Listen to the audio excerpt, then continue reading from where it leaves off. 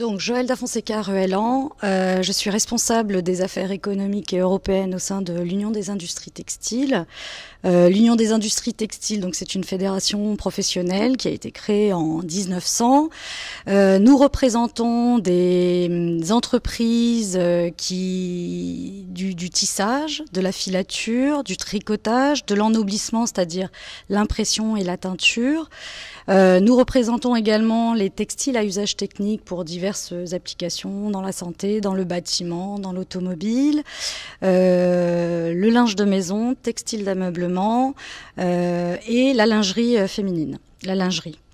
Nous représentons environ 2400 entreprises de toute taille et nous avons un peu moins de 600 entreprises de plus de 20 salariés. Qui réalise un chiffre d'affaires de 12,5 milliards d'euros. Et en 2012, nous avons exporté, enfin nos entreprises ont exporté 7,7 milliards d'euros de produits textiles et d'habillement.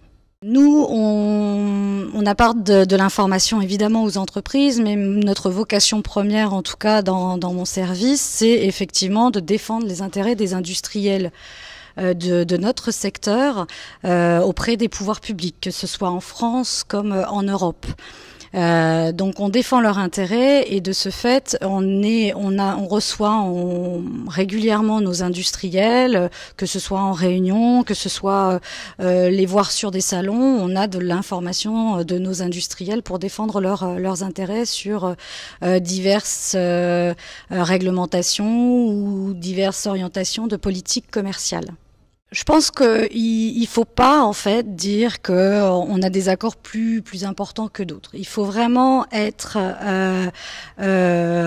au taquet sur l'ensemble des négociations en cours, sur tous les accords. Il n'y a pas de petits profits, nos industriels le disent. Il y a des nouveaux marchés ou des marchés en devenir. Donc on ne doit négliger aucun accord, aucune négociation en termes d'accords de libre-échange. Évidemment, on a des pays prioritaires.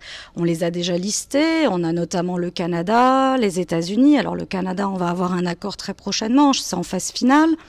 On a les États-Unis qui constituent notre premier marché hors zone Euromed. Et puis on a le Japon, on a la Chine, l'Inde évidemment, dans lequel où on a eu un accord pour lequel on a beaucoup contribué.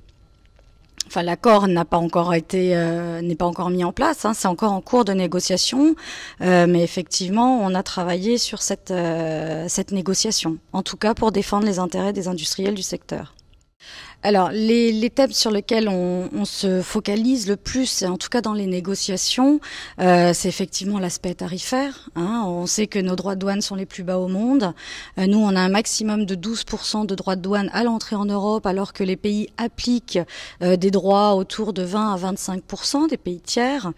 Et ce sont des droits appliqués, non consolidés, donc ils ont encore une marge de manœuvre pour augmenter ces droits de douane. Donc, on est effectivement pour des accords ambitieux et réciproques, ambitieux avec un 0 pour 0 dès la date d'application ou l'entrée en vigueur de l'accord. Et les éléments qui nous remontent énormément aussi, c'est tout ce qui est obstacle non tarifaire.